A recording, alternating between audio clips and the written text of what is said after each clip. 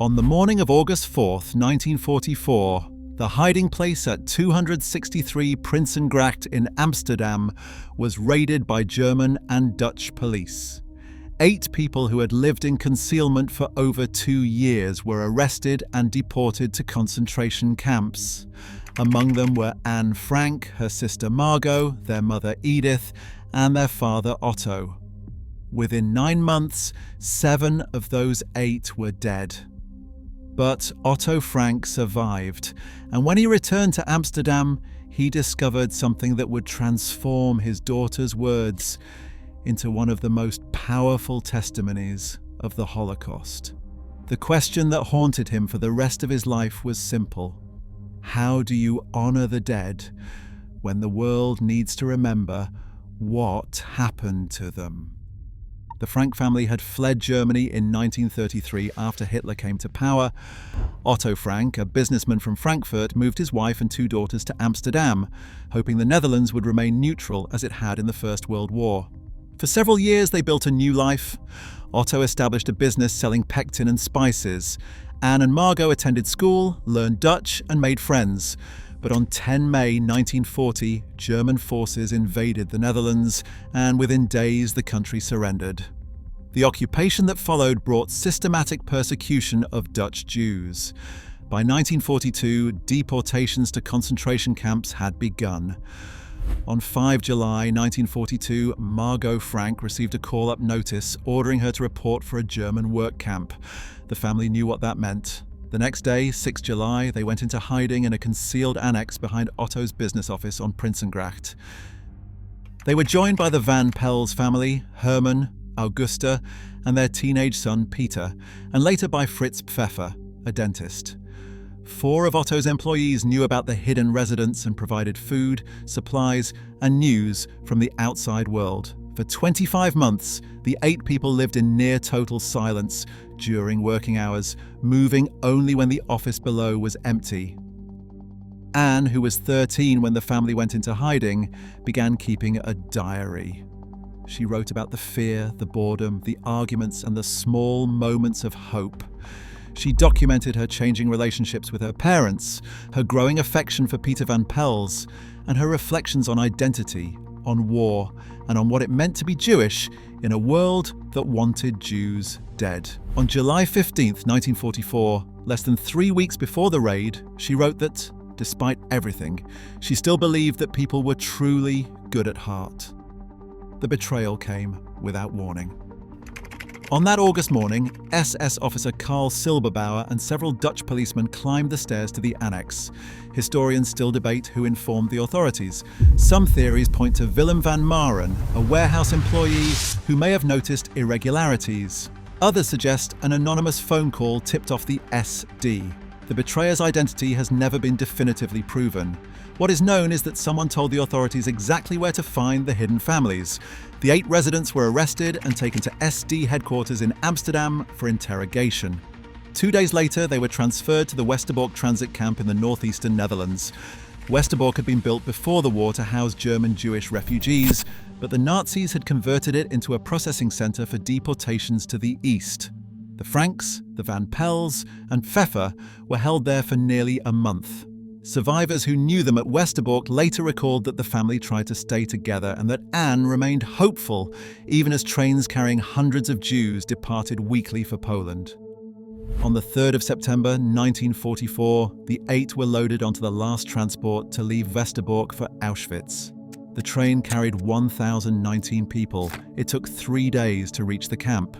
Upon arrival on the 6th of September, the selection process began immediately.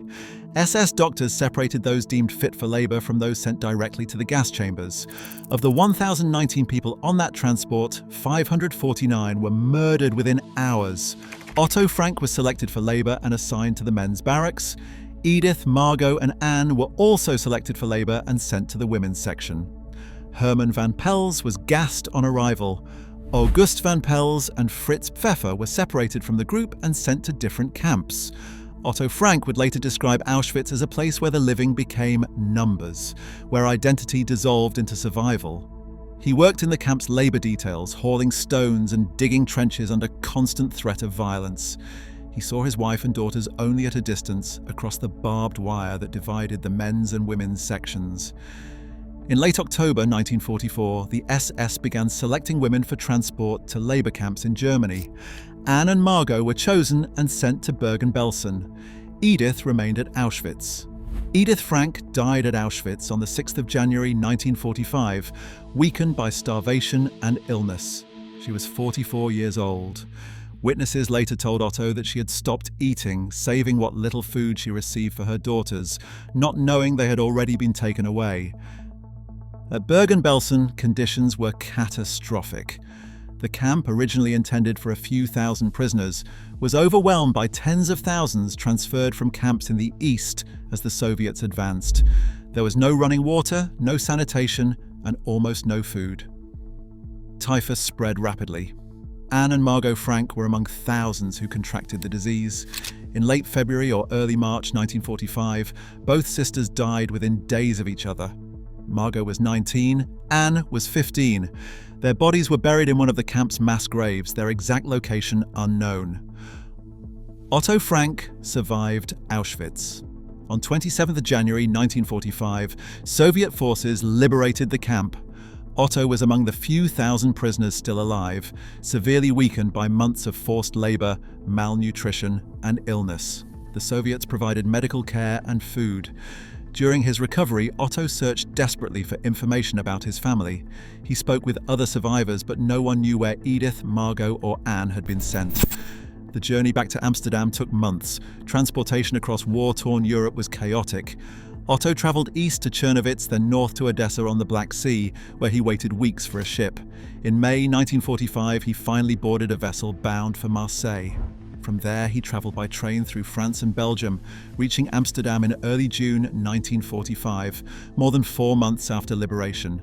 Otto returned to the apartment of Miep and Jan Gies, two of the employees who had helped hide the family.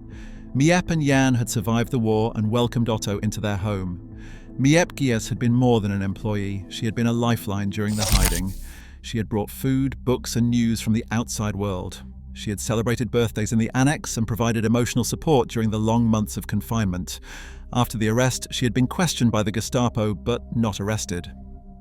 When Otto appeared at their door in June 1945, gaunt and hollow-eyed, Miep broke down. She had not known whether he had survived. Miep and Jan insisted he stay with them as long as he needed. Their apartment became his home for the next several years. Otto was certain his daughters were alive somewhere, convinced they would return. He spent weeks searching for information, writing letters to aid organizations and the Red Cross, checking lists of survivors published in newspapers. He contacted anyone who might have seen Anne and Margot in the camps. Slowly, the truth emerged. In July 1945, Otto received confirmation from the Red Cross that Edith had died at Auschwitz in January. But there was still hope for Anne and Margot.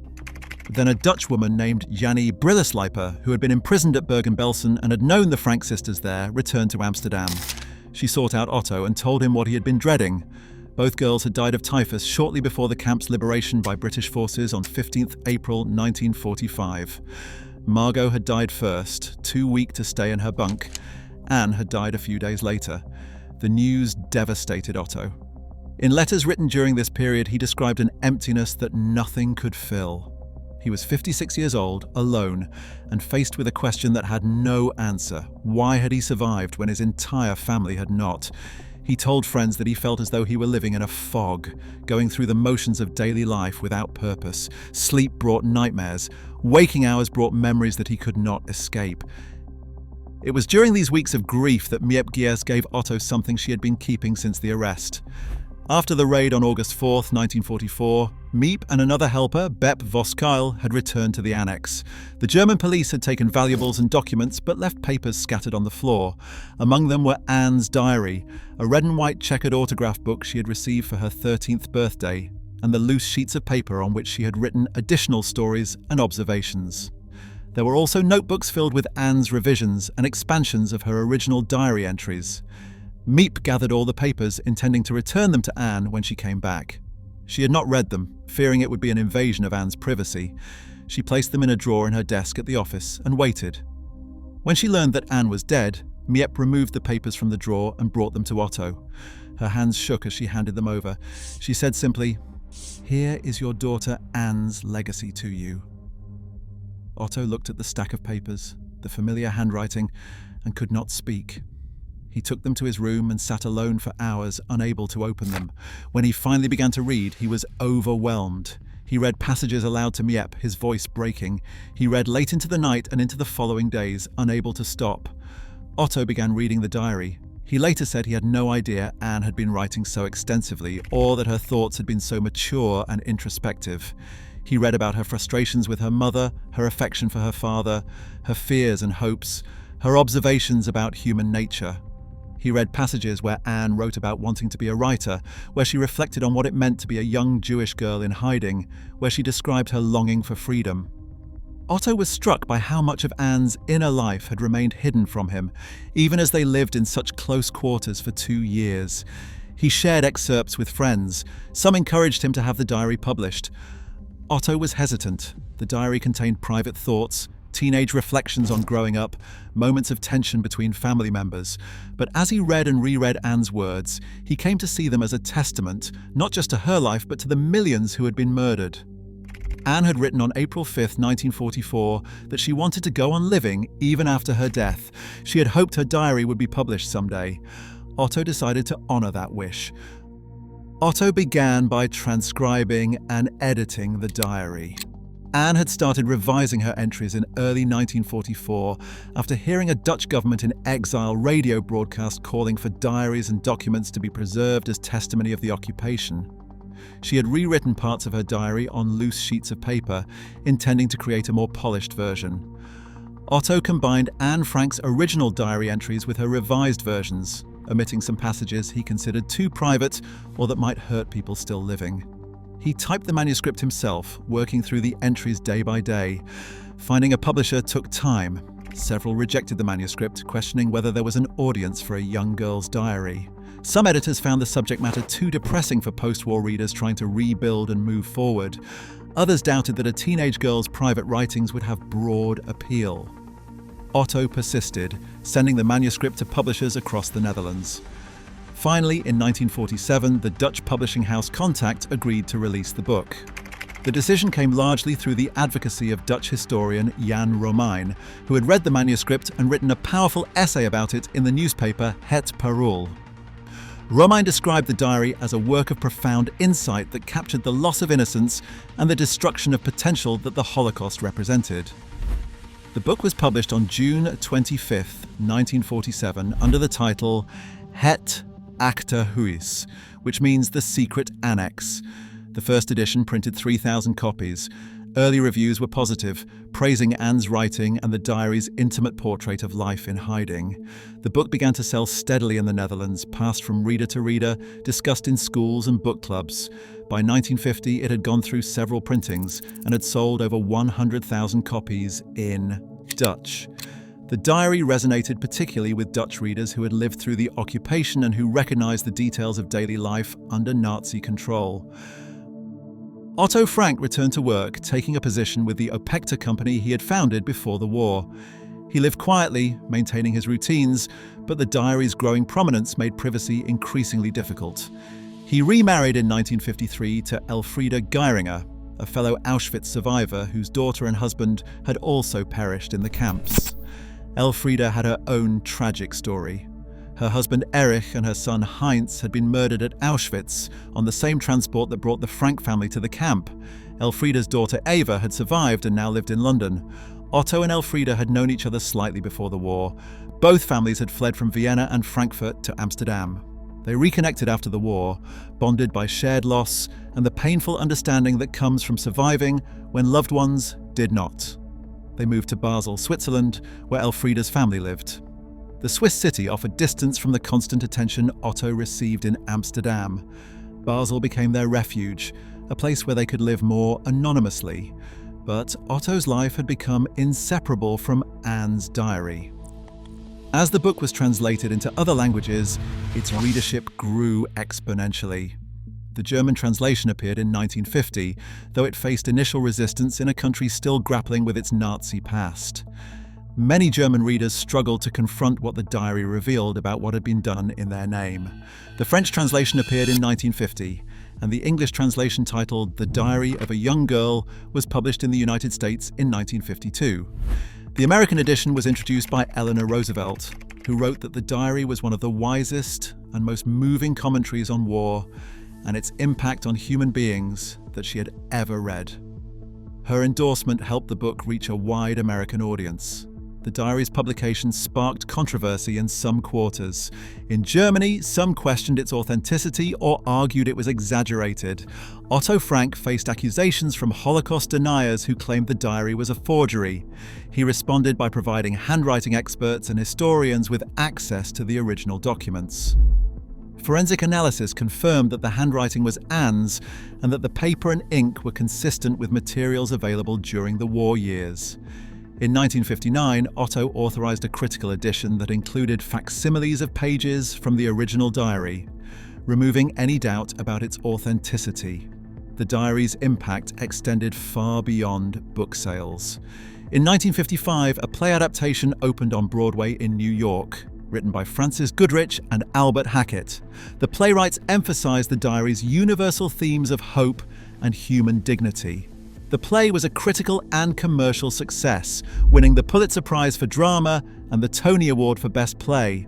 Audiences packed the Court Theatre night after night, many leaving in tears.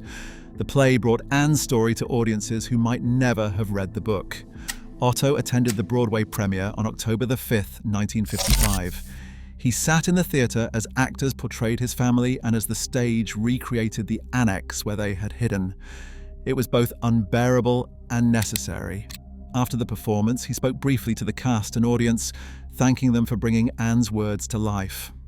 In 1959, a film adaptation directed by George Stevens was released, starring Millie Perkins as Anne.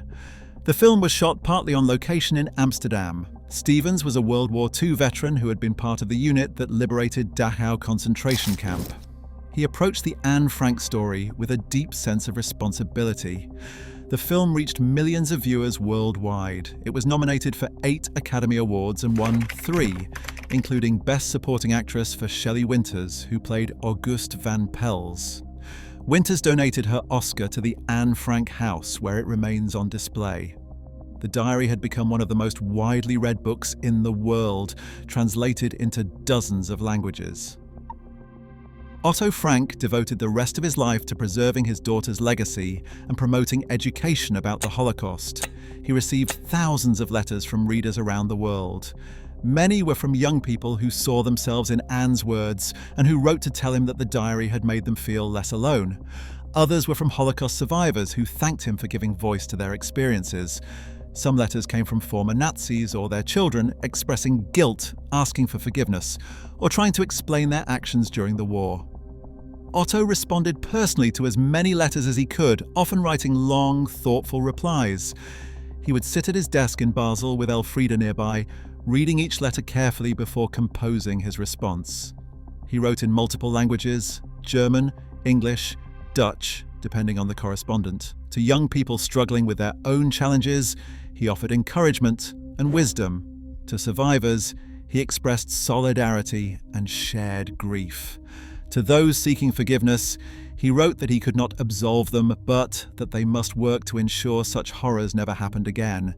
His correspondence filled boxes and eventually filing cabinets. He travelled extensively, giving lectures and interviews about Anne, the diary, and the importance of remembering the Holocaust. One of his most significant efforts was the preservation of the annex itself. After the war, the building at 263 Prinsengracht had fallen into disrepair. The property changed hands several times, and by the mid-1950s, there were plans to demolish it and construct a new building in its place. Otto, along with Dutch citizens concerned about preserving the site, campaigned to save the building. A public movement emerged, with newspaper articles, petitions, and fundraising drives. The campaign argued that the annex was not just a building, but a memorial to Anne Frank and all Holocaust victims, a physical place where people could connect with history in a direct and personal way. In 1957, the Anne Frank Foundation was established with the specific purpose of acquiring and restoring the property. The foundation raised funds from donations across the Netherlands and internationally. Otto contributed his own money and worked tirelessly to gather support. On the 3rd of May 1960, Queen Juliana of the Netherlands officially opened the Anne Frank house to the public as a museum. The opening ceremony was attended by dignitaries, survivors, and members of the Dutch resistance who had fought against the occupation. Otto spoke at the ceremony, his voice steady but filled with emotion. He said that the house should serve as a reminder of what hatred could destroy and as an inspiration for what humanity could become.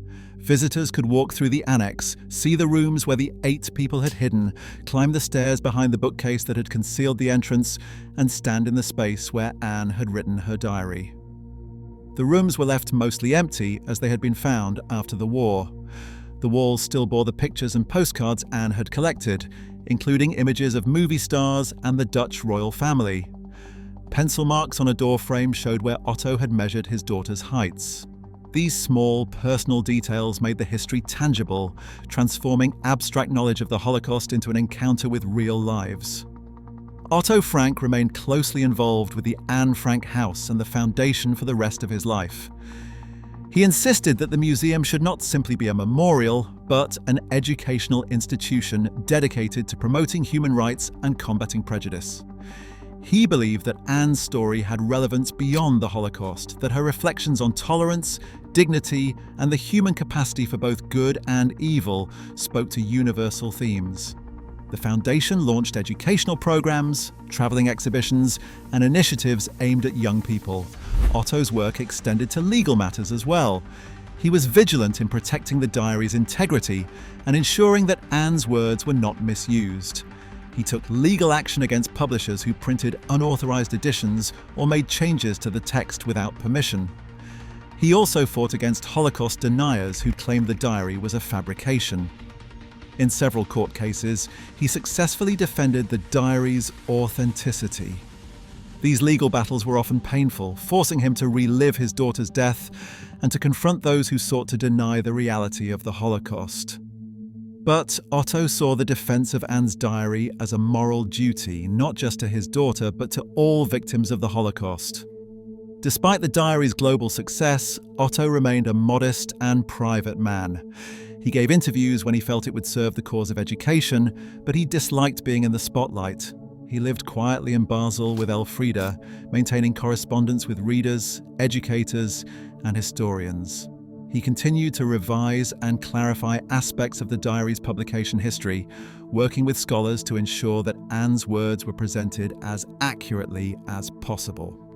In 1986, a critical edition of the diary was published, presenting all 3 versions: Anne's original diary, her revised version, and the version Otto had edited for publication. This edition allowed readers and researchers to see the development of Anne's writing and to understand the editorial choices Otto had made. Otto Frank was also deeply concerned with what would happen to the diary after his death.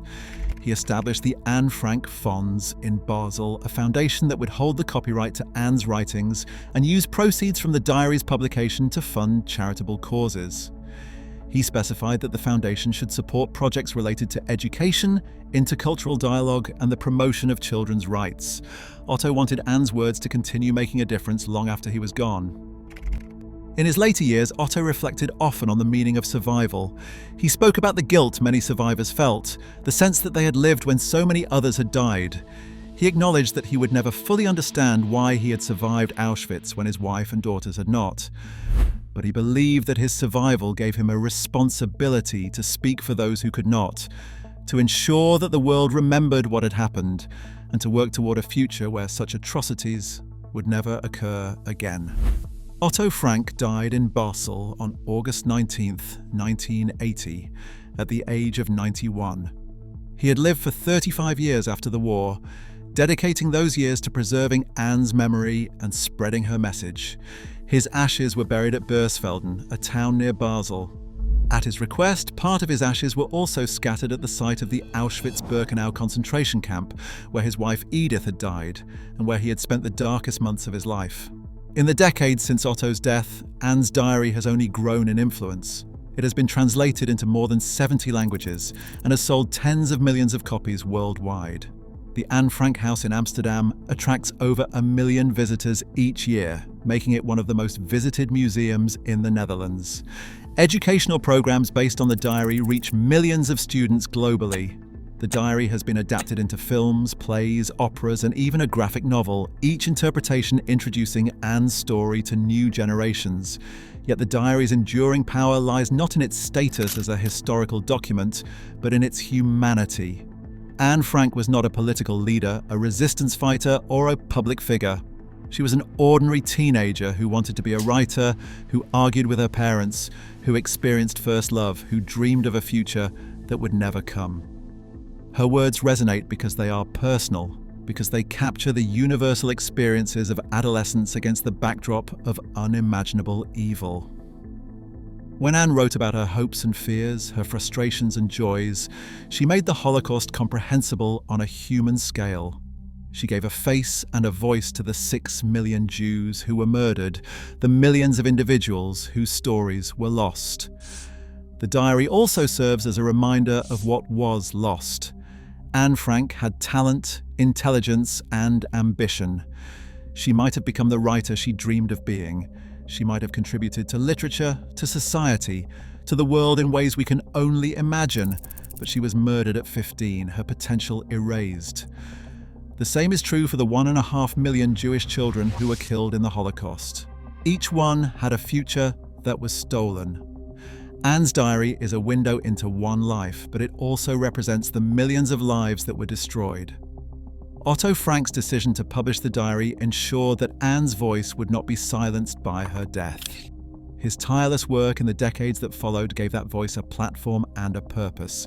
He transformed a private teenager's diary into a public testament, a tool for education and a call to action. The Frank family's story, particularly Otto's role in preserving and promoting the diary, illustrates the complex relationship between memory and history, between personal grief and public responsibility. The legacy of Anne Frank's diary extends beyond commemoration. It has inspired countless acts of courage and compassion.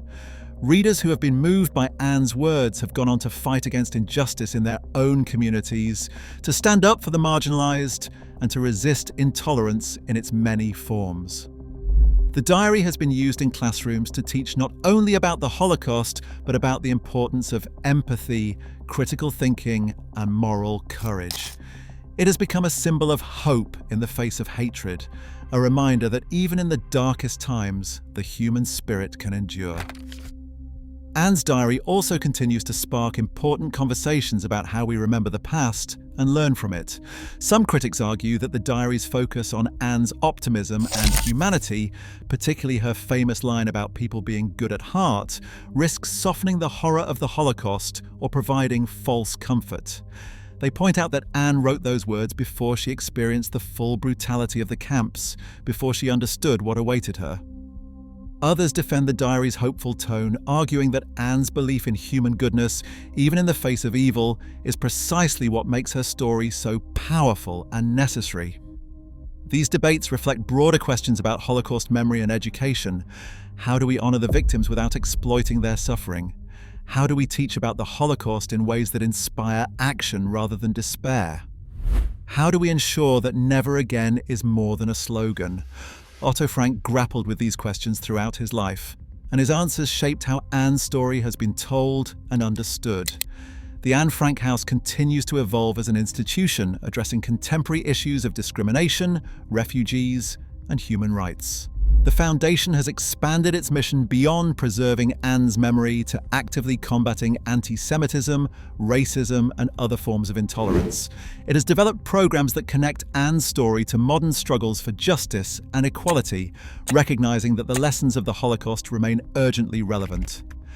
Action and education are central to its work. Recent scholarship has also brought new dimensions to the Frank family's story.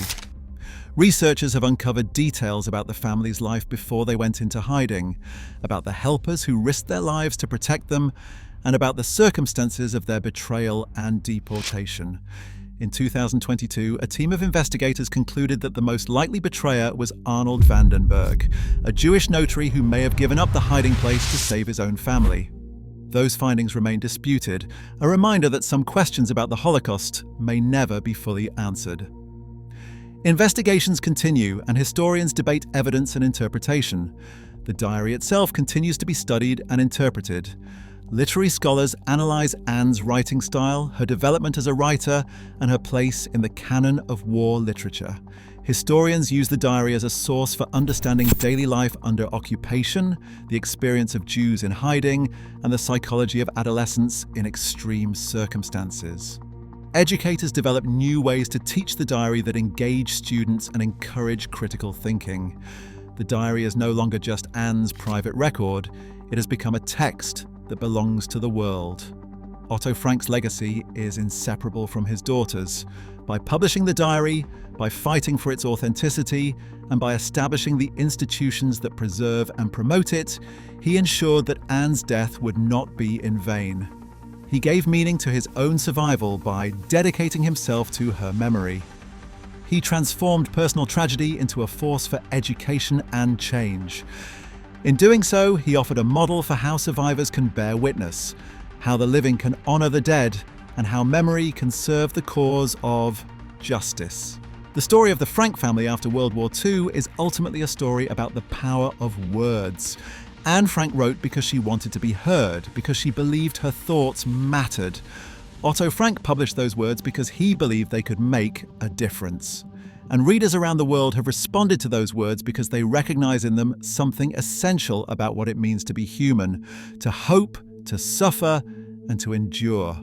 The diary survives as testimony, as literature, and as a challenge to each generation to confront hatred and to choose, as Anne wrote, to believe in the goodness of people even when that goodness is hardest to find. If you found this video insightful, watch what happened to Hermann Göring's family after World War II next. Like this video, subscribe, and hit the bell for more historic weirdos. Thanks for watching.